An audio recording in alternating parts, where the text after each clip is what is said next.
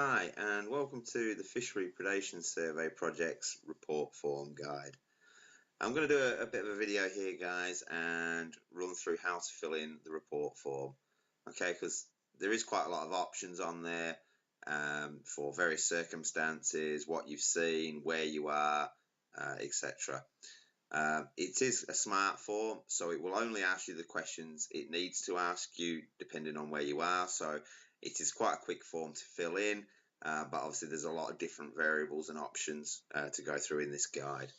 Okay, so the first thing is, obviously you're watching this video now. If you need it at a later date to reference about, you're not unsure about how to fill something in, you can find it on this link at the top here of the form.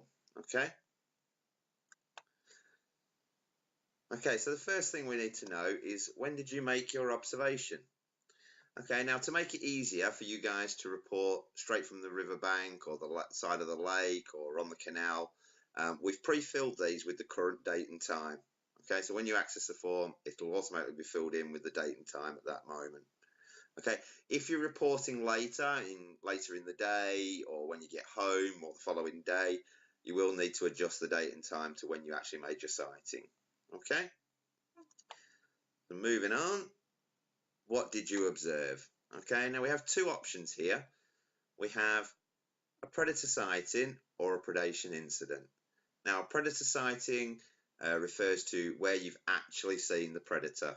Okay, so if you've seen, say, a mink catching fish, or you've seen cormorants on the river, or you've seen an otter, crayfish, if you actually caught a crayfish, please let us know. Okay, thank you. And the other one is predation incident. Okay, now this refers to where you found a dead fish on the bank. Okay, and you've not actually seen the predator. Okay, if you have actually seen the predator, please use a predator sighting.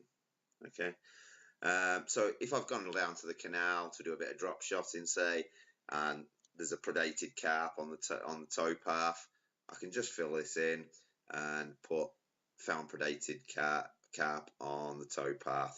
Okay, and if you've got your mobile phone with you, by all means take a photo and send it here on the add files section for us. Okay, and you can upload a photo or even a short video.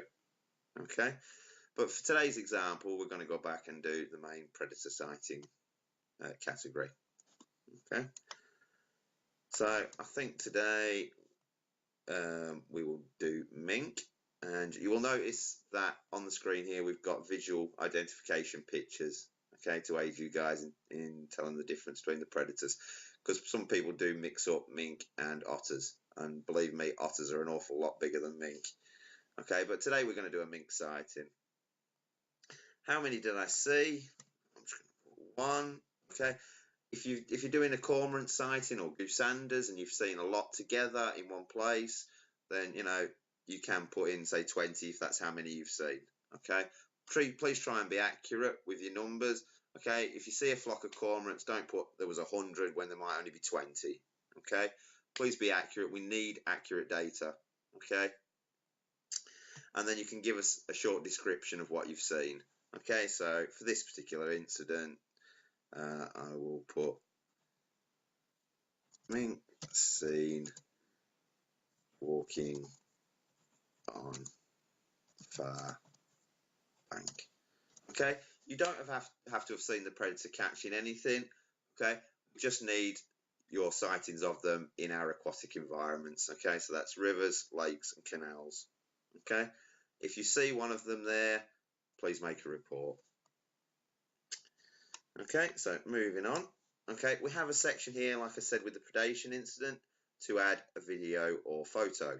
Okay, if you click the add files button, it will open up another window where you can select your videos or photos from, and then you can choose open to add them. Okay, and it will automatically upload them for you. You'll usually get a green bar that goes across to tell you when they're uploaded.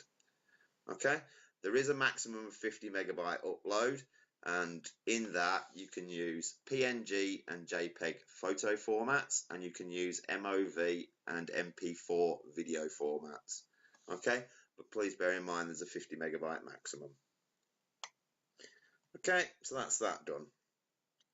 Now we need to know where you actually saw it. Okay, so we have two options for you here.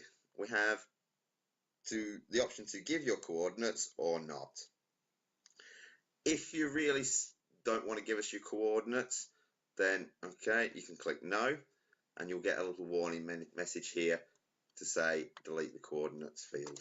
Okay, you can just leave that blank, and that little warning message goes. You can carry on.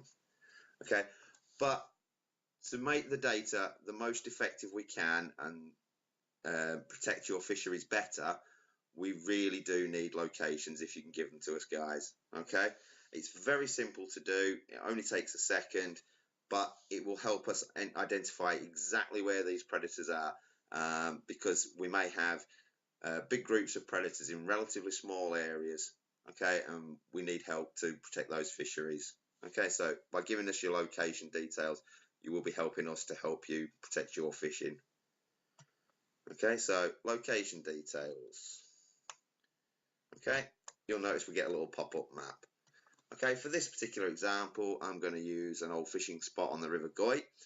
Now, when you're doing your search on the map, you can use a nearby river, well, the river name, a nearby building, a nearby road, town, whatever's nearby to get the map into the general search area. So I know where the spot was that I used to go to, had a mill near it called Pear Mill. It's simple, select that, and hey presto, I'm right next to my spot. Okay, and all I do, you grab the marker and drag it to where your spot was. Okay, same for lakes, canals, put in the name of a nearby road, town, village, whatever, and then you can just drag your marker the short distance to wherever it was you were fishing and made your observation.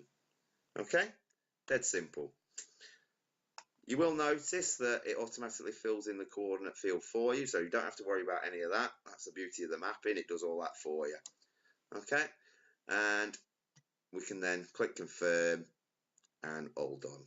Okay, moving right along, your observation country. Okay, we've got Scotland, England, Wales and Northern Ireland. Okay, very easy, preset to England because that's probably where most of our reports will come from, although we do expect quite a few from Wales as well. Observation county. Okay, in this particular example we were in Cheshire, so I'll just put in the first couple of letters and hey presto, there it is. Okay, location type. Okay, we have a couple of options for you here. This is where you tell us whether you're on a still water, canal or river. Okay, for the still waters we have two further questions for you. We need the name, just get rid of that. We need the name of the still water, and if it's on a multi-water complex we need the name of the fishery as well. Okay, so the example I've give here, you can see, is St John's Lake at Linear Fisheries. Could have been Brasenose 1 or 2 at Linear Fisheries as well. Okay, where they've got multiple lakes at a fishery, please give us both the lake name and the fishery. Okay, if it's a single lake on its own, I don't know, Sale Water Park, say here in Manchester, okay, just give us the name of the lake. Okay, very easy. And if you can just click yes or no to whether that fishery already has otter fencing installed. Okay, all right, that's that one done. Okay, we also have canal. Okay, now for canal we have a drop down box with I think every canal listed on it. Just type in the name of your canal here, we'll just say Grand Union, and there you go, bingo, Grand Union Canal. Okay, they should all be in there.